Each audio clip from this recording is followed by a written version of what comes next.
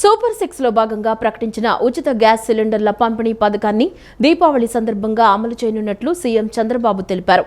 మంత్రివర్గ భేటీలో చాలా సమస్యలకు శ్రీకారం చుట్టామని సీఎం తెలిపారు. సంక్షేమ పథకాలన్నీ ఒకదాని తర్వాత ఒకటి అమలు చేస్తామని హామీ ఇచ్చారు.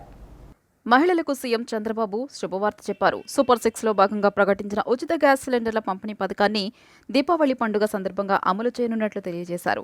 ఈ విషయాన్ని ఎన్డీఏ శాసనసభ పక్ష సమావేశంలో సీఎం చంద్రబాబు తెలిపారు. మహాశక్తి పథకం కింద పేదలకు ఉచితంగా 3 వంట గ్యాస్ సిలిండర్లు ఇస్తామని చంద్రబాబు ఎన్నికల మేనిఫెస్టోలో ప్రకటించిన విషయం తెలిసిందే. మంత్రివర్గ భేటీలో చాలా సమస్యలకు శ్రీకారం చుట్టామని సీఎం తెలియజేశారు. సంక్షేమ పథకాలన్నీ ఒకదాని తర్వాత ఒకటి అమలు చేస్తామని హామీ ఇచ్చారు. ముందుగా వరద బాధితులందరికీ సాయం అందించడమే కూటమి ప్రభుత్వ లక్ష్యమని తెలియజేశారు. గుంతలు పూడ్చే కార్యక్రమానికి శ్రీకారం చుట్టినట్లు వివరించారు. గుంతలు పూడ్చేందుకు 500 కోట్ల రూపాయలు మంజూరు చేశామని అన్నారు. అంతేకాకుండా రాబోయే 3 ఏళ్లలో రాష్ట్రంలో రహదారులకు 58,000 కోట్ల రూపాయలు ఖర్చు చేశామని తెలియజేశారు. గ్రామాల్లోని రోడ్డు నిర్వహణ కోసం 49,000 కోట్ల రూపాయలు కేంద్రం ఖర్చు పెడుతుంది అని వివరించారు. జల్ జీవన్ మిషన్ కింద ప్రతి ఇంటికి కుళాయి ద్వారా నీళ్లు ఇస్తామని అన్నారు. గ్రీన్ ఎనర్జీ, గ్రీన్ హైడ్రోజన్ భవిష్యత్తులో పెను మార్పులు తీసుకురాబోతున్నాయని తెలియజేశారు. మరొక కార్యక్రమానికి ఏదైతే గ్యాస్ ఇస్తానో, ఉచిత గ్యాస్ ఇస్తానో దీపావళికి శ్రీకారం చుడుతున్నాం. మొదటి గ్యాస్ కనెక్షన్ ఆ రోజు ఇస్తాం. దానికి కూడా శ్రీకారం చుడతాం. మిగిలిన మనం చెప్పినట్టు సంక్షేమ కార్యక్రమాలన్నీ కూడా 1 by 1 చేసుకుంటూ ఇంకో పక్క అభివృద్ధి కార్యక్రమాలను కూడా స్ట్రీమ్ లైన్ చేసి ఘాట్లో పెట్టే పరిస్థితి వస్తుంది. ఇవన్నీ చేస్తాం. చంద్రబాబు నాయకత్వంలో పనిచేయడం చాలా సంతోషంగా ఉందని డిప్యూటీ సీఎం పవన్ కళ్యాణ్ తెలిపారు. కేవలం 100 రోజుల్లో చాలా హామీలు నెరవేర్చామన్నారు. ఎన్నికల్లో చంద్రబాబుకు మద్దతుగా వస్తే నన్ను చాలా ఇబ్బంది పెట్టారన్నారు. కూటమి నేతల సమిష్టి కృషితోనే ఎన్నికల్లో భారీ మెజారిటీతో గెలిచామని తెలిపారు. చంద్రబాబుకు భయం లేదు. ఆయన్ని ఎన్ని అవమానాలకు గురి చేసినా అధైర్యపడలేదని కొనియాడారు. సంక్షేమంలో తిరుగులేని చరిత్ర సృష్టించామని వెల్లడించారు. ముఖ్యమంత్రి చంద్రబాబు అధ్యక్షతన నిర్వహించిన ఎన్డీఏ శాసనసభ పక్ష సమావేశంలో డిప్యూటీ సీఎం పవన్ కళ్యాణ్ పాల్గొన్నారు. ఈ సందర్భంగా ఆయన మాట్లాడుతూ చంద్రబాబు నాయకత్వంలో పనిచేయడం చాలా సంతోషంగా ఉందన్నారు. కేవలం 100 రోజుల్లో చాలా హామీలు నెరవేర్చామన్నారు. ఎన్నికల్లో ఇచ్చిన మాట ప్రకారం మెగా డిఎస్సీ నోటిఫికేషన్ ఇచ్చామని తెలియజేశారు. ఆర్థిక ఇబ్బందులు ఉన్నప్పటికీ పింఛన్లను పెంచి చూపించామని వెల్లడించారు. సీఎం చంద్రబాబు దార్శనికుడు, అనునిత్యం ఆశ్చర్యపరుస్తూనే ఉంటారన్నారు. ఆయనకు ఉన్న జ్ఞానాన్ని, ఓపికను చూసి ఆశ్చర్యం కలుగుతోందన్నారు. సంక్షేమంలో తిరుగులేని చరిత్ర సృష్టించామని పవన్ వెల్లడించారు. గతంలో ప్రభుత్వ ఉద్యోగులకు జీతాలు సరైన సమయానికి వచ్చేవి కావని ప్రస్తుతం 1వ తేదీనే అకౌంట్లలోకి జీతం పడుతుందని గుర్తు చేశారు. అలాగే నిర్జీవమవుతున్న పంచాయతీలకు సీఎం 1,452 కోట్ల రూపాయలు ఇచ్చి జీవం పోస్తారని తెలియజేశారు. అన్న క్యాంటీన్ల వల్ల పేదలు, కార్మికులకు ఎంతో లాభం జరుగుతోందని తెలియజేశారు. ఎంతో మంది కడుపు నింపుతున్న అన్న క్యాంటీన్లను ఎలా మూసివేయాలనిపించిందని గత ప్రభుత్వాన్ని నిలదీశారు. అన్న క్యాంటీన్లు ప్రారంభించి కార్మికుల క్షుద్బాధను సీఎం తీర్చారని కొనియాడారు. అదేవిధంగా ల్యాండ్ టైటిలింగ్ చట్టాన్ని రద్దు చేయాలని చాలా మంది సూచించారు.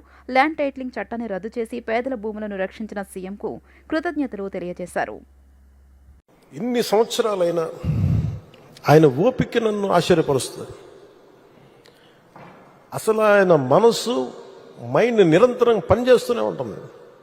ఇందాక మన క్యాబినెట్ మీటింగ్లో కూర్చున్నప్పుడు అసలు ఈయనకి ఓపిక ఎక్కడి నుంచి వస్తుంది అర్థం కాదు. విపరీతమైన ఓపిక, కాన్స్టెంట్గా బ్రెయిన్ తిరుగుతూనే ఉంటుంది, సొల్యూషన్స్ ఇస్తూనే ఉంటుంది. అనుభవజ్ఞులైన అధికారులకు కూడా ఆయన దిశానిర్దేశం చేయగలరు. ఈ పాయింట్లో తప్పుంది, మీరు ఇలా చేయండి, ఇలా ఆలోచించండి. అలాంటి దాంతోపాటు శారీరకంగా ఆయన పడే కష్టం ఓ 25 ఏళ్ల యువకుడు కూడా కష్టపడలేడు. మనసు మేధస్సుతోటి నలుగుతూ శరీరాన్ని కూడా అంత కష్టపెట్టడం అంటే నాకు అది నిజంగా నాకు మన వరదలు వచ్చినప్పుడు అసలు ఆయన పడ్డ కష్టం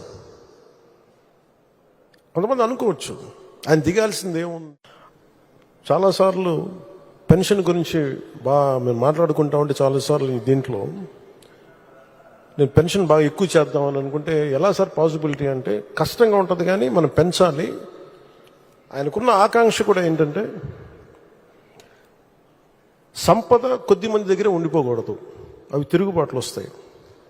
ఈ రోజున ఆయన నాయకత్వంలో ఈరోజు పొద్దున క్యాబినెట్ మీటింగ్లో మాట్లాడుకున్నప్పుడు కూడా ఎంటర్ప్రెన్యూర్షిప్కి ఒక 100 కోట్లు మూలధనం ఒక కార్పొరేషన్లో పెడితే మైక్రో మన చిన్నపాటి పరిశ్రమలకి, ఔత్సాహికులకి, పారిశ్రామికవేత్తలకి అండగా ఉండటానికి ఒక 100 కోట్లు మూలధనం పెడితే దాన్ని 5,000 కోట్ల వరకు తీసుకురావచ్చు. వైసీపీ వ్యతిరేక ఓటుని చీలనివ్వం అని ఒక ప్రతిపాదన చేసినప్పుడు దాని వెనక తెలివితేటలు కానీ వ్యూహాలు కానీ ఏమి లేవు. ఒకటే ఒక లక్షణం ఏంటంటే లోపల గుండెల్లో రాష్ట్రం బాగుండాలి, విభజన దగ్గర నుంచి నలిగిపోతా వచ్చాం, బాగుండాలని ఒక్క బలీయమైన కోరిక తప్ప ఇంకేం లేదు దాని వెనక. బీజేపీ 100 రోజుల పాలనలో మధ్యతరగతి వారి కోసం అనేక కార్యక్రమాలు చేపట్టిందని ఆ పార్టీ రాష్ట్ర అధ్యక్షురాలు పురంధేశ్వరి వెల్లడించారు. మౌలిక సదుపాయాల కోసం 3 లక్షల కోట్ల రూపాయలు ఖర్చు చేసినట్లు తెలిపారు. కిసాన్ సమ్మాన్ నిధి కింద గత 5 ఏళ్లలో దాదాపు 12 కోట్ల మంది రైతులు లబ్ధి పొందారన్నారు. కేంద్రంలో బీజేపీ అధికారంలోకి వచ్చిన తర్వాత కేంద్ర ప్రభుత్వం 100 రోజుల్లో మౌలిక వసతుల కోసం 3 లక్షల కోట్ల రూపాయలు కేటాయించిందని పురంధేశ్వరి అన్నారు. కేంద్రంలో బీజేపీ అధికారంలోకి వచ్చిన తర్వాత కేంద్ర ప్రభుత్వం 100 రోజుల్లో మౌలిక వసతుల కోసం 3 లక్షల కోట్ల రూపాయలు కేటాయించిందని బీజేపీ ఎంపీ పురంధరేశ్వరి అన్నారు. మీడియా సమావేశంలో ఆమె మాట్లాడుతూ 50,600 కోట్ల రూపాయలతో నేషనల్ హైవేలను అభివృద్ధి చేశామన్నారు. 8 కొత్త రైల్వే లైన్ల ప్రాజెక్టులకు కేంద్రం శ్రీకారం చుట్టిందన్నారు. ఉపాధి హామీ పథకం కింద ఒక రోజుకి 4,42 లక్షల రూపాయలు కేంద్ర ప్రభుత్వం అందిస్తుందన్నారు. రాష్ట్రం ప్రతిపాదించిన రైతుల పేర్లతో కేంద్రం 3 విడతల కింద 6,000 రూపాయలను కిసాన్ పథకం కింద అందిస్తోందని తెలియజేశారామె. ఇక కిసాన్ పథకం కింద దేశవ్యాప్తంగా 3 కోట్ల మంది రైతులకు లబ్ధి చేకూరిందని గుర్తు చేశారు. కేంద్రం చాలా వరకు కూడా సపోర్ట్ చేస్తూ ఉంటుంది. దేశవ్యాప్తంగా ఇవాళ 90 లక్షల సెల్ఫ్ హెల్ప్ గ్రూప్స్ ఉంటే దగ్గర 10 నుండి 11 కోట్ల మంది మహిళలు ఈ సెల్ఫ్ హెల్ప్ గ్రూప్స్లో దేశవ్యాప్తంగా కూడా వారు సభ్యులై ఉన్నారు. అయితే వారందరినీ కేవలం సెల్ఫ్ హెల్ప్ గ్రూప్స్కి పరిమితం చేస్తూ, అంటే ఇంతకుముందు 2 లక్షల రూపాయలు వారికి లోన్ ఇస్తే ఒక గ్రూప్కి ఒక్కొక్క మహిళ 10 మంది ఉన్నట్లయితే 20,000 రూపాయలు ఒక్కొక్క మహిళకు వచ్చేది. కానీ ఇవాళ నరేంద్ర మోడీ గారు కేవలం మహిళల్ని సెల్ఫ్ హెల్ప్ గ్రూప్కి పరిమితం చేస్తూ 20,000 రూపాయలు ఇచ్చి వారిని ఏదో సంతోషపరచాలి అన్నట్టు కాకుండా వారిని చిన్న పారిశ్రామికవేత్తలుగా, కాటేజ్ ఇండస్ట్రీస్ చేసుకునే విధంగా వారిని ప్రోత్సహించాలి అనేటువంటి ఆలోచనతో లఖ్పతి దీదీ అనేటువంటి కార్యక్రమంతో వారు ముందుకు వచ్చి ప్రతి గ్రూప్కి కూడా ఇవాళ ఇంతకుముందు ఇచ్చేటువంటి 2 లక్షలు ఇవాళ 20 లక్షలు చేశారు. అంటే ఒక్కొక్క మహిళకి ఇవాళ 2 లక్షల రూపాయలు వారికి వచ్చేటువంటి అవకాశం ఉంది. ఈ 2 లక్షల రూపాయలు మహిళ ఎక్కడన్నా ఇన్వెస్ట్ చేసుకుని లేదంటే చిన్న కుటీర పరిశ్రమలు, పచ్చళ్ళు చేయటం, అప్పడాలు ఇటువంటివి చేసుకుంటూ వారి కుటుంబాన్ని వారు పోషించుకునే విధంగా. ఇది మాత్రమే కాకుండా వారిని ఇప్పుడు డ్రోన్ దీదీలుగా కూడా వారికి ట్రైనింగ్ ఇస్తున్నారు. పశ్చిమ గోదావరి జిల్లాలో వైఎస్ఆర్సీపీకి భారీ షాక్ తగిలింది. జిల్లా జెడ్పీ చైర్పర్సన్ గంటా పద్మశ్రీతో పాటు మరో 6 వైఎస్ఆర్సీపీ నేతలు తెలుగుదేశం తీర్థం పుచ్చుకున్నారు. వీరందరికీ మంత్రి లోకేష్ కండువా వేసి పార్టీలోకి సాదరంగా ఆహ్వానించారు. ప్రజాప్రతినిధులు నిత్యం ప్రజలకు అందుబాటులో ఉండి సమస్యల పరిష్కారానికి కృషి చేయాలని లోకేష్ ఆకాంక్షించారు. పశ్చిమ గోదావరి జిల్లాలో వైఎస్ఆర్సీపీకి భారీ షాక్ తగిలింది. జిల్లా జెడ్పీ చైర్పర్సన్ గంటా పద్మశ్రీతో పాటు మరో 6 వైఎస్ఆర్సీపీ నేతలు తెలుగుదేశం తీర్థం పుచ్చుకున్నారు. ఏలూరు జిల్లా టీడీపీ అధ్యక్షుడు వీరాంజనేయులు నేతృత్వంలో వీరికి మంత్రి లోకేష్ కండువా వేసి పార్టీలోకి సాదరంగా ఆహ్వానించారు. ప్రజాప్రతినిధులు నిత్యం ప్రజలకు అందుబాటులో ఉండి సమస్యల పరిష్కారానికి కృషి చేయాలని లోకేష్ ఆకాంక్షించారు. రాష్ట్రంలో ప్రభుత్వం చేస్తున్న అభివృద్ధిని చూసి పలువురు వైఎస్ఆర్సీపీ నేతలు తెలుగుదేశం పార్టీలో చేరుతున్నారు. తాజాగా పశ్చిమ గోదావరి జిల్లా చైర్పర్సన్ గంటా పద్మశ్రీ, ఆమె భర్త గంటా ప్రసాదరావు తెలుగుదేశం పార్టీలో చేరడంతో వైఎస్ఆర్సీపీకి గట్టి ఎదురుదెబ్బ తగిలింది. ఈరోజు రాష్ట్ర సాగునీటి పారుదల శాఖ మంత్రి నిమ్మల రామనాయుడు, జిల్లా టీడీపీ అధ్యక్షుడు గన్ని వీరాంజనేయులు ఆధ్వర్యంలో మంత్రి నారా లోకేష్ జెడ్పీ చైర్పర్సన్ దంపతులను టీడీపీలోకి ఆహ్వానించారు. ముఖ్యమంత్రి చంద్రబాబు నాయుడు, ఉప ముఖ్యమంత్రి పవన్ కళ్యాణ్ సారథ్యంలో జిల్లా అభివృద్ధికి కృషి చేస్తామని జెడ్పీ చైర్పర్సన్ దంపతులు పేర్కొన్నారు. మంత్రి లోకేష్ సమక్షంలో జెడ్పీ చైర్పర్సన్ దంపతులతో పాటు వైఎస్ఆర్సీపీ జిల్లా BCCL president Ganta Prasadarao, Pamarthi Achyut Goud, E Ashok, S Kishore, S Murali, Reddy కిషోర్లు సైకిల్ ఎక్కారు. గుంటూరు జిల్లా ఉండవల్లిలో వీరందరికీ పసుపు కండువాలు కప్పి నారా లోకేష్ పార్టీలోకి ఆహ్వానించారు. ప్రజాప్రతినిధులు నిత్యం ప్రజలకు అందుబాటులో ఉండి సమస్యల పరిష్కారానికి కృషి చేయాలని మంత్రి ఆకాంక్షించారు. ఇప్పటికీ జిల్లాలో ప్రధాన నాయకులు తెలుగుదేశం తీర్థం పుచ్చుకున్నారు. ప్రస్తుతం ఇదే కోవలో జిల్లా జెడ్పీ చైర్పర్సన్ ఉండడంతో జిల్లాలో పార్టీ కార్యకర్తలు సంబరాలు చేసుకుంటున్నారు. దసరా శరన్నవరాత్రి మహోత్సవాలకు విజయవాడ ఇంద్రకీలాద్రి ముస్తాబవుతుంది. వినాయకుడి గుడి నుంచి టోల్గేట్ ద్వారా కొండపైన ఓం టర్నింగ్ వరకు 3 క్యూ లైన్లు ఏర్పాటు చేస్తున్నారు. ఓం టర్నింగ్ వద్ద ఉచిత దర్శనం, వీఐపీ క్యూ లైన్లతో కలిపి మొత్తం 5 క్యూ లైన్లు ఏర్పాటు చేస్తున్నారు. కనకదుర్గానగర్ వద్ద ప్రత్యేక ప్రసాదం కౌంటర్లతో పాటు కొండపైన ఓం టర్నింగ్ వద్ద ప్రసాదం కౌంటర్లు ఏర్పాటు చేస్తున్నామని, 25 లక్షల లడ్డూలు అందుబాటులో ఉండేలా చర్యలు తీసుకుంటున్నామని ఈవో కేఎస్ రామారావు తెలిపారు. 15 లక్షల మంది భక్తులు వస్తారన్న అంచనాకు తగ్గట్లుగా ఏర్పాట్లు చేస్తున్నామంటున్న ఈవోతో మా ప్రతినిధి Sham face to face. Dasara Sharannavaratri మహోత్సవాలకు విజయవాడ ఇంద్రకీలాద్రి సిద్ధమవుతుంది. అక్టోబర్ 3 నుంచి ప్రారంభమయ్యే ఉత్సవాలకు సంబంధించి ఇప్పటికే ఎన్టీఆర్ జిల్లా స్థాయిలో అధికారులు కూడా నిన్న సమీక్షా సమావేశం నిర్వహించారు. ఈ నేపథ్యంలో ఉత్సవాలు ఏ విధంగా జరగబోతున్నాయి, ఎలాంటి ఏర్పాట్లు చేయబోతున్నారు అనేది మనకు తెలిపేందుకు ఈవో కేఎస్ రామారావు గారు ఉన్నారు. సార్ చెప్పండి సార్, ఉత్సవాల నిర్వహణకు సంబంధించి ఏ విధంగా ముందుకెళ్ళబోతున్నారు? శ్రీ మాత్రే నమః. నమశివాయ. ఇంద్రకీలాద్రి క్షేత్రంపై శరన్నవరాత్రి మహోత్సవాలకు దేవస్థానం సిద్ధమవుతోంది. క్రోధినామ సంవత్సరం శరన్నవరాత్రి 2024 సంవత్సరంలో జరుపబోయే ఉత్సవాలు 3 అక్టోబర్ నుంచి 12 అక్టోబర్ వరకు జరుగుతాయి. 2 రోజులు 3 రోజులు భవానీ దీక్షదారులు కూడా వచ్చే అవకాశం ఉంటుంది. అందుకు కూడా మేము సిద్ధంగా ఉంటున్నాము. దాదాపు 15 లక్షల మంది దాకా వస్తారని ఒక అంచనా వేస్తున్నాము. కొంచెం అటు ఇటుగా మరి అంత మటుకు వస్తారు భక్తులనే అంచనాతో ఉన్నాము. మరి వీళ్ళకి కావాల్సినటువంటి క్యూ లైన్లు ఏర్పాటు చేయడము, వాళ్ళు వచ్చినప్పుడు వాళ్ళు ఎలా వాళ్ళని తీసుకురావాలో, ఇంతమందిని అధిక సంఖ్యలో వచ్చినప్పుడు ఈ ఒక తక్కువ నిడివిలో ఉన్నటువంటి ఆలయంలో ఇంతమందికి దర్శనాలు కల్పించడం అనేటువంటిది ఒక ఛాలెంజ్గా ఈ పనిని నిర్వహిస్తూ ఉన్నాము. మరి వాటి తాగునీటి సౌకర్యము, టాయిలెట్స్, మరి వాళ్లకు దర్శనము, 5 క్యూ లైన్లో దర్శనాలు ఏర్పాటు చేస్తాము. అయిన తర్వాత మళ్ళీ ప్రసాద వితరణ, నిరంతర ప్రసాద వితరణ ఉంటుంది వచ్చిన భక్తులందరికీ. ప్రసాద వితరణ కార్యక్రమం, లడ్డు ప్రసాదాలు కొనుగోలుకు కౌంటర్లను ఏర్పాటు చేయడము, అలాగే కేశఖండన తర్వాత స్నానం చేయడానికి ఏర్పాట్లు ఒక 700 షవర్లు ఏర్పాటు చేశాము.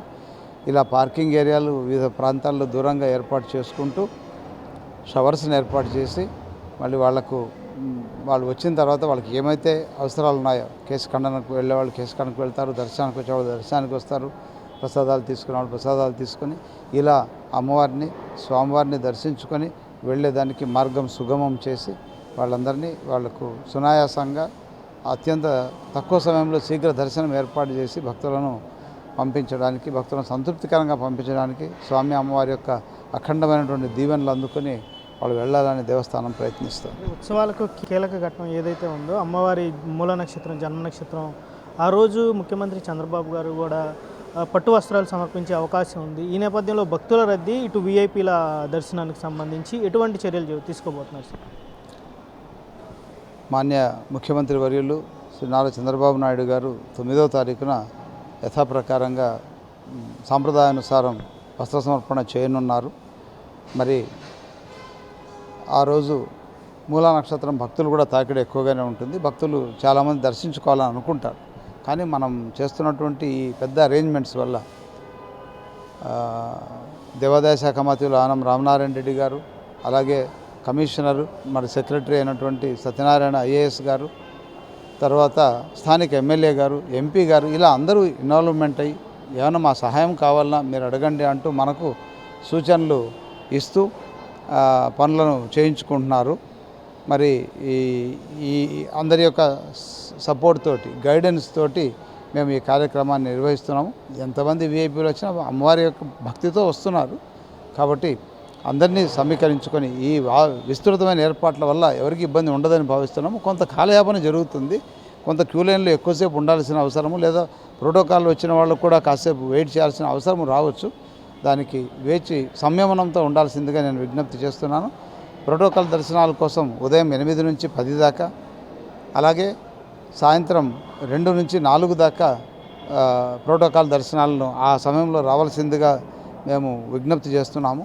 అలాగే వృద్ధులు, వికలాంగులు ఎవరైనా ఉంటే వాళ్ళు సాయంత్రం 4 నుంచి 5 దాకా వృద్ధులు, వికలాంగుల కోసం ఒక స్లాట్ కేటాయించుకొని ఆ సమయంలో వస్తే వాళ్ళ దేవస్థానమే బస్సులో తీసుకొచ్చి దర్శనాలు ఏర్పాటు చేసే కార్యక్రమాన్ని నిర్వహించడానికి మరి అధికారులు, పెద్దలు నిర్ణయించి ఉన్నారు. ఈ ప్రకారంగా అందరినీ అకామిడేట్ చేసుకుంటూ సామాన్యమైన భక్తులకు కూడా శీఘ్రంగా దర్శనం ఇచ్చి పంపించాలని దేవస్థానం యత్నిస్తుంది. ఇటీవలే భారీ వర్షాలు కురిసిన నేపథ్యంలో కొండరాళ్ళు తొలిపడిన ఘటనలు మనం చూసే ఉన్నాం. అయితే భక్తుల భద్రత దృష్ట్యా ఎటువంటి చర్యలు తీసుకోబోతున్నారు? ఇది ఒక వాస్తవం. ఎప్పుడూ కురవనంత భారీ వర్షాలు కురవడము, అత్యధిక వర్షపాతం నమోదు కావడము మనం చూసాము. ఇటువంటి పరిస్థితుల్లో కొండరాళ్ళు పడినటువంటిది ఇక్కడ కూడా దుర్గమ్మ సన్నిధిలో కూడా 2 రాళ్ళు పడడం అనేది మనం చూడడం జరిగింది. ఇప్పటికే ప్రికాషన్స్ తీసుకోవడం వల్ల పెద్దగా డ్యామేజ్ జరగలేదు. ఆల్రెడీ రాక్ఫాల్ మిటిగేషన్ వర్క్స్ చేయడం వల్ల కాస్త తీవ్రత తగ్గి ఉంది. దీనికి 2 రకాలైనటువంటి మన దగ్గర ఇప్పుడు మెజర్స్ తీసుకుంటున్నాము. ఒకటి, టెక్నికల్ కమిటీ యొక్క సహాయంతో ఇప్పుడు మిగిలిపోయినటువంటి భాగాన్ని కవర్ చేస్తూ మెషల్ లాంటివి వేసి రాళ్ళు పడకుండా కవర్ చేస్తున్నాము. అది ఒకవైపు జరుగుతోంది. తర్వాత national institute of rock mechanics అనేటువంటి ఒక సంస్థ నుంచి ఎక్స్పర్ట్స్ని పిలిపించడం జరిగింది. వాళ్ళ ఆధ్వర్యంలో స్టడీ చేస్తూ తాత్కాలికంగా ఏం చేయాలా, సుదీర్ఘంగా ఏం చేయాలని చెప్పి ఉన్నారు వాళ్ళు. తాత్కాలికంగా మీకు పెద్ద సమస్య లేదు, మరి అంత పెద్ద వర్షపాతం ఏమీ లేదు కాబట్టి మీరు చేసుకోండి అని వాళ్ళు కొన్ని ప్రికాషన్స్ చెప్పున్నారు. వాటిని మేము ఫాలో అవుతూ శాశ్వత ప్రాతిపదిక మీద కూడా కొన్ని సూచనలు చేస్తున్నారు. వాటన్నింటినీ ప్రభుత్వం దృష్టికి తీసుకెళ్ళి మన మంత్రివర్యులు దీన్ని సుదీర్ఘంగా ఎప్పటికప్పుడు రివ్యూ చేస్తున్నారు కాబట్టి వాళ్ళ ప్రభుత్వం దృష్టిలో పెట్టి దీన్ని ఎలా చేయాలనేటువంటిది అటు కలెక్టర్ గారు, కమిషనర్ ఆఫ్ పోలీస్ వారితో చర్చించి మేము వాటన్నిటినీ త్వరలోనే దసరా తర్వాత వాటిని కొనసాగిస్తామని తెలియజేస్తున్నాం.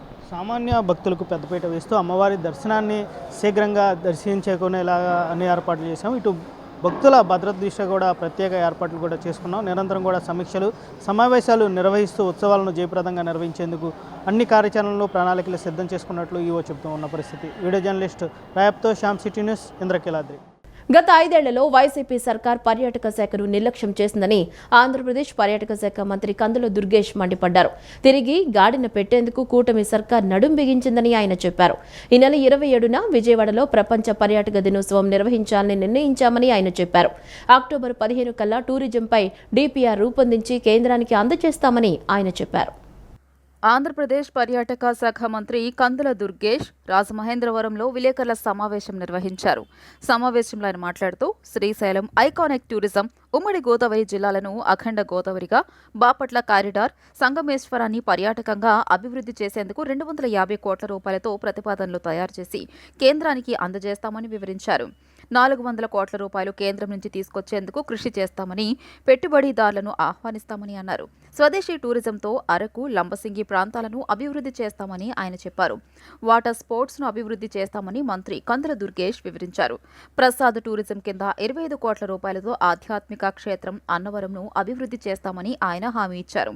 దేవాలయాల సందర్శన కోసం ఏపీ టీడీసీ ద్వారా ఏసీ బస్సులు ఏర్పాటు చేస్తామని, ఏపీలో ఉన్న 15 హరిత రిసార్ట్స్ను అభివృద్ధి చేస్తామని చెప్పారు.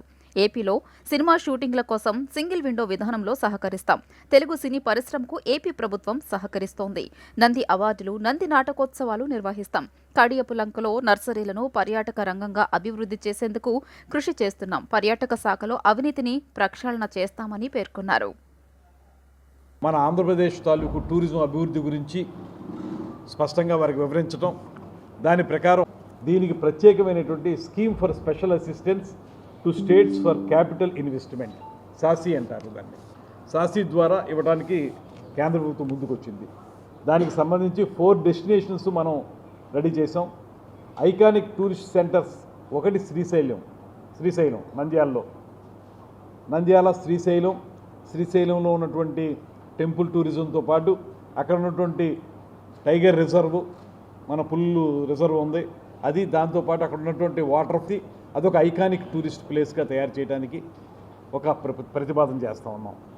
దాంతోపాటు అఖండ గోదావరి పేరుతోటి మన ప్రాంతమైనటువంటి ఈ తూర్పుగోదావరి జిల్లా, కాకినాడ జిల్లా, అదేవిధంగా కోనసీమ జిల్లా, దాంతోపాటు పక్కన ఉన్నటువంటి మన పశ్చిమ గోదావరి జిల్లాలో కొన్ని ప్రాంతాలు కలుపుకుని అఖండ గోదావరిగా అదొక ఐకానిక్ టూరిస్ట్ ప్రాంతంగా తయారు చేయడానికి.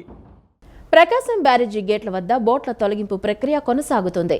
నిన్న విజయవంతంగా ఒక బోటును అధికారులు బయటకు తీయగలిగారు. ప్రస్తుతం 2 పెద్ద బోట్లు, ఒక చిన్న బోటు నీటిలో ఇరుక్కుని ఉన్నాయి. వీటిని తీయడం సవాల్గా మారింది. దిశ మారిస్తే తప్ప బోటును అక్కడి నుంచి కదిల్చే అవకాశం లేదు. నేడు మిగతా బోట్ల ద్వారా 2వ బోటును బయటకు తీసే ప్రక్రియ చేపట్టనున్నారు. ప్రకాశం బ్యారేజ్ వద్ద బోట్లను బయటకు తీసే ప్రక్రియ అధికారులు వేగవంతం చేశారు. 40 టన్నుల ఓ భారీ బోటును బెకమ్ ఇన్ఫ్రా సంస్థకు చెందిన ఇంజనీర్లు ఎట్టకేలకు ఒడ్డుకు చేర్చారు. 2 పడవలు ఇసుక గడ్డలతో అనుసంధానించి వాటిని అదనంగా మరో 2 భారీ పడవలు అనుసంధానించి బోటును బయటకు లాగారు. 4 భారీ పడవల సాయంతో బోటును బయటకు తీసుకొచ్చేందుకు తీవ్రంగా శ్రమించారు. భారీ పడవలతో లాగడంతో బోటు దిశలో వచ్చింది. ఇంకా బ్యారేజ్ వద్ద అడ్డుపడి చిక్కుకొని ఉన్న 2 భారీ బోట్లు, ఓ మోస్తరు బోటును వెలికితీసే ప్రక్రియ కొనసాగుతోంది. ఉదయం నుంచి సగం నీటిలో తేలుతున్న 2వ బోటును అపసవ్య దిశ నుంచి సవ్య దిశకు మార్చడానికి సిబ్బంది కృషి చేస్తున్నారు. దిశ మారిస్తే తప్ప బోటును అక్కడ నుంచి కదిల్చే అవకాశం లేదు. 2వ బోటు అపసవ్య దిశలో ఉండగా దానిని సవ్య దిశలో మార్చేందుకు తీవ్రంగా శ్రమించారు. చివరకు సాయంత్రం బెకం, అబ్బులు బృందం శ్రమ ఫలించి అపసవ్య దిశలో బోటు కాస్త సవ్య దిశకు మారింది. ఈలోగానే బరువు మూలంగా నీటిలో మునిగిపోయింది. ప్రస్తుతం అక్కడ బోట్ల వెలికితీత పనులు ఇంకా కొనసాగుతున్నాయి. నేడు మిగతా బోట్ల ద్వారా 2వ బోటును బయటకు తీసే ప్రక్రియ చేపట్టనున్నారు. తన మనుషులంటూ చెప్పుకునే వాలంటీర్లతో వెట్టి చాకరీ చేయించుకునే జగన్ 2023 ఆగస్టు నుంచి వారిని రెన్యువల్ చేయలేదని రాష్ట్ర సాంఘిక సంక్షేమ శాఖ మంత్రి డాక్టర్ డోలా శ్రీ బాల వీరాంజనేయ స్వామి ఆరోపించారు. వాలంటీర్లకు జగన్ చేసిన మోసాన్ని వాలంటీర్లు గమనించాలన్నారు. సచివాలయ ఉద్యోగులు వాలంటీర్లకు జగన్ పత్రిక కొనుగోలుకు 2 ఏళ్లలో 205 కోట్ల ప్రజాధనం దుర్వినియోగం చేశారని ఆరోపించారు. వాలంటీర్ల వ్యవస్థపై ఆలోచించి నిర్ణయం తీసుకోవాలని మంత్రి మండలిలో చర్చించామన్నారు. జగన్ రాజకీయ జీవితమంతా ఫేక్ ప్రచారాలే అని మంత్రి డోలా మండిపడ్డారు. ఉద్యోగాలు లేని వాళ్ళు కూడా నిధులు కేటాయించడం, శాలరీస్ ఇచ్చాడు. తర్వాత వాళ్ళ కార్యకర్తలు, నాయకులు పోటీపడి ఎన్నికల్లో పోటీ చేసేవాళ్ళు. మేము ఎన్నికల సమయంలో కూడా జీతాలు మేమే ఇస్తామని చెప్పేసి వాలంటీర్లకు తాయిలాలు అందించారు. ఇంకో విషయం ఏంటంటే, ఈయన తన పత్రికను ప్రమోట్ చేసుకోవాలి, వాలంటీర్లకి ఉద్యోగస్తులకి ఇది ఇస్తున్నట్టుగా చెప్పుకుంటూ సాక్షి పత్రికను కొనుగోలు చేశారు. 4 లక్షల మందికి ఉద్యోగులకి అందరూ కలిపి సంవత్సరానికి 102 కోట్ల 60 లక్షలు, అక్కడ 2 సంవత్సరాలకి 205 కోట్ల 20 లక్షల రూపాయలని ఖర్చు పెట్టాడు. ఇది ప్రజాధనాన్ని దుర్వినియోగం చేయటం, ప్రజాధనాన్ని దొడ్డిదారిన తన యొక్క సంస్థలకు మళ్లించుకున్నటువంటి చేసింది. దీని విషయంలో కూడా ప్రజలు ఆలోచించాలి. ప్రజాధనాన్ని ఒక అసమర్థుడు ఎంత దారుణంగా మోసం చేసిన విషయం కూడా తెలియజేసుకుంటూ, ఈ విషయాలన్నింటినీ కూడా ఆయన వాలంటీర్గా ఉన్నటువంటి ఆయన మనుషులను చెప్పుకున్నటువంటి వాలంటీర్లు గమనించుకోవాలని చెప్పి నేను తెలియజేస్తాను. వరద బాధితులకు విరాళాలు ఇవ్వడానికి పలువురు దాతలు ముందుకొస్తున్నారు. ప్రభుత్వం ఇచ్చిన పిలుపుతో స్పందించిన దాతలు ప్రముఖులు, పారిశ్రామిక, వ్యాపార, విద్యా, వాణిజ్య సంస్థలకు చెందిన వారు సచివాలయంలో సీఎం చంద్రబాబు నాయుడిని కలిసి విరాళాలు అందించారు. వరద బాధితులకు సాయం అందించడానికి ముందుకొచ్చిన దాతలను సీఎం అభినందించారు. వరద బాధితులకు ప్రభుత్వం ప్రకటించిన పరిహారం ప్యాకేజీ పెంచాలని సిపిఎం రాష్ట్ర కార్యదర్శి వర్గ సభ్యులు సిహెచ్ బాబురావు డిమాండ్ చేశారు. సాయం అందరికీ అందించాలని కోరారు. ప్రభుత్వం ప్రకటించిన ప్యాకేజీపై ప్రజాభిప్రాయాన్ని తెలుసుకున్నారు. జరిగిన భారీ నష్టంతో పోల్చితే ప్రభుత్వం ప్రకటించిన పరిహారం ఏమాత్రం చాలదని బాధితులు అభిప్రాయపడ్డారు. ప్రభుత్వం ప్రకటించిన ప్యాకేజీతో ఒక మంచం పరుపు కూడా వచ్చే పరిస్థితి లేదని ఆవేదన వ్యక్తం చేశారు. ప్రతి కుటుంబానికి కనీసం 50,000కు తగ్గకుండా పరిహారం ఇవ్వాలని, మోటార్ వాహనాలకు 3,000, ఏ మూలకు చాలదని కనీసం 10,000కు పెంచాలని, ఆటో రిపేర్లకు 25,000 ఇవ్వాలని డిమాండ్ చేశారు. దెబ్బతిన్న ఇళ్ల పునరుద్ధరణకు 5 లక్షలు, పాక్షికంగా దెబ్బతిన్న ఇళ్లకు 2 లక్షలు ఇవ్వాలని విజ్ఞప్తి చేశారు. ప్రజల కష్టం కోలుకోలేనటువంటిది. కనీసం కొంతలో కొంతైనా వాళ్ళు పూడ్చుకోవడానికి, పూర్తిగా చాలకపోయినా బతకడానికైనా అవకాశం కల్పించాలంటే ఖచ్చితంగా ఈ పరిహారం పెంచాలి. చాలా మంది స్వచ్ఛంద సంస్థలు, పారిశ్రామికవేత్తలు కోట్ల రూపాయల సహాయాన్ని విరాళంగా ప్రభుత్వానికి ఇచ్చారు. ఇప్పటికే సుమారు 350 కోట్ల రూపాయల పైన వచ్చినాయి అంటున్నారు. అంటే దాతలు ఇచ్చిన డబ్బే ఉంది. కేంద్ర ప్రభుత్వం 10,000 కోట్ల రూపాయలు ఆర్థిక సహాయం చేయాలి. మరి దాని ఇంతవరకు ఇవ్వాల. కేంద్రం మీద ఒత్తిడి తీసుకురండి, డబ్బు తీసుకొచ్చి పరిహారం పెంచండి, అందరికీ ఇవ్వండి. మరి బాధితులకి ప్రభుత్వాల బాధ్యత అది. ఇటువంటి కష్టకాలంలోనే ప్రభుత్వం ఆదుకోవాలి. గతం కంటే భారీ ప్యాకేజీ ప్రకటించామని కాదు, అసలు భారీ నష్టం జరిగింది. మీరిచ్చేది 5 లక్షల రూపాయలు ఇంట్లో నష్టం జరిగితే మీరు ఇచ్చేది తక్కువే. కాబట్టి కనీసం ఈ పరిహారాలను అన్ని విధాలా పెంచాలని సిపిఎం తరఫున డిమాండ్ చేస్తున్నాం. అందరి సమిష్టి కృషితోనే ప్రకృతి విపత్తును సమర్థవంతంగా ఎదుర్కొన్నామని మైలవరం శాసనసభ్యులు వసంత వెంకట కృష్ణ ప్రసాద్ పేర్కొన్నారు. ఎప్పుడు ఏ ప్రభుత్వం ఇవ్వని విధంగా సీఎం చంద్రబాబు నష్టపరిహారం ప్రకటించారని వెల్లడించారు. గతంలో ఎన్నడూ చూడని విపత్తును ఎదుర్కొన్నామని ఎమ్మెల్యే అన్నారు. అందరి సమిష్టి కృషితోనే ప్రకృతి విపత్తును సమర్థవంతంగా ఎదుర్కొన్నామని మైలవరం శాసనసభ్యులు వసంత వెంకట కృష్ణ ప్రసాద్ పేర్కొన్నారు. విజయవాడ రూరల్ మండలంలోని గొల్లపూడిలో Mahatma Gandhi wholesale commercial complex Mahendra Nagar వారి సౌజన్యంతో 200 మంది పారిశుద్ధ్య కార్మికులకు ఆయన దుస్తులను, నిత్యావసర వస్తువులను పంపిణీ చేశారు. ఈ కార్యక్రమంలో టీడీపీ రాష్ట్ర కార్యనిర్వాహక కార్యదర్శి బొమ్మసాని సుబ్బారావు గారు, ఎన్డీఏ మహాకూటమి నాయకులు పాల్గొన్నారు. ఈ సందర్భంగా ఎమ్మెల్యే కృష్ణప్రసాద్ మాట్లాడుతూ వరదల సమయంలో పారిశుద్ధ్య కార్మికుల సేవలు అమూల్యమన్నారు. పారిశుద్ధ్య కార్మికుల సేవలను గుర్తిస్తూ వారికి Mahatma Gandhi wholesale commercial complex తరపున దుస్తులు, నిత్యావసర వస్తువులను వితరణ గావించిన కమర్షియల్ కాంప్లెక్స్ కమిటీ సభ్యులను అభినందించారు. ఎప్పుడు ఏ ప్రభుత్వం ఇవ్వని విధంగా వరదల వల్ల నష్టపోయిన బాధితులు, అన్నదాతల కుటుంబాలను కూడా ఆదుకోవడానికి ముఖ్యమంత్రి నారా చంద్రబాబు నాయుడు చర్యలు చేపట్టారని పేర్కొన్నారు. వరదల్లో పూర్తిగా నష్టమైన ఒక్క కుటుంబానికి 25,000 రూపాయలు ఆర్థిక సాయం ప్రకటించారని వెల్లడించారు. గతంలో ఎన్నడూ చూడని విపత్తును ఎదుర్కొన్నామన్నారు. అటు రామరాజు నగర్ కావచ్చు, వైఎస్ఆర్ జకంపూడి కాలనీ కావచ్చు, మిగతా కాలనీలతో పాటు మొదటి నుంచి మా పారిశుద్ధ్య కార్మికులకు ఏదో ఒకటి చేయాలని చెప్పి దాతల నుంచి వస్తున్న సాయాన్ని మీకు ఈ రోజున వీరి ద్వారా బట్టలు ఇప్పించే కార్యక్రమాన్ని చేపడుతున్నందుకు సుబ్బారావు గారిని కూడా అభినందిస్తూ, ఈ విపత్కర కాలంలో, ఈ ఇబ్బందికర పరిస్థితుల్లో గ్రామాన్ని, ఎందుకంటే ఇక్కడ మీరు ఎక్కడో బయట నుంచి వచ్చిన వాళ్ళు కాదు, మీరు, మీ కుటుంబ సభ్యులు, మీ బంధువులు అందరూ ఈ గ్రామంలో ఉన్నవాళ్ళే. మీరు, మీతో పాటు మనం అందరం ఆరోగ్యంగా ఉండాల్సిన పరిస్థితులు కాబట్టి మీరు ఇబ్బందికర పరిస్థితుల్లో కాపాడినందుకు మీ అందరికీ గ్రామాన్ని ఇప్పుడే కాదు రాబోయే రోజుల్లో కూడా గొల్లపూడి అంటే పరిశుద్ధ గ్రామం, శుభ్రమైన గ్రామం, ఇక్కడ అనారోగ్యాలకు గురి కారు, ఇక్కడ ప్రజలందరూ ఆరోగ్యంగా ఉంటారనే భావనతో ఉండేట్టుగా మీరు మన గ్రామాన్ని సక్రమంగా తీర్చిదిద్దుకోవాలని చెప్పి తెలియజేస్తూ, ఈ కార్యక్రమానికి మీ అందరికీ ఈరోజు ఈ మంచి కార్యక్రమానికి భాగస్వాములు అవుతున్నందుకు నాగేశ్వరరావు గారు, అలాగే నారాయణరావు గారికి, వారి కార్యవర్గ సభ్యులకి ధన్యవాదాలు తెలియజేసి, ఈ కార్యక్రమానికి చేసిన ప్రజాప్రతినిధులు, జనసేన వారు కావచ్చు, మండల పార్టీ అధ్యక్షులు కావచ్చు, అట్లాగే గ్రామ పెద్దలందరికీ కూడా నా హృదయపూర్వక ధన్యవాదాలు, నమస్కారాలు తెలియజేస్తూ సెలవు. ఈ వార్తలు ఇంతటితో సమాప్తం. నమస్కారం.